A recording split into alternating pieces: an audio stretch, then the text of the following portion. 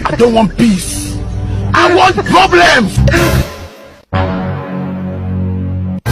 You be mumu. Think say they wise. You are a mumu. Hey! You are bad guy.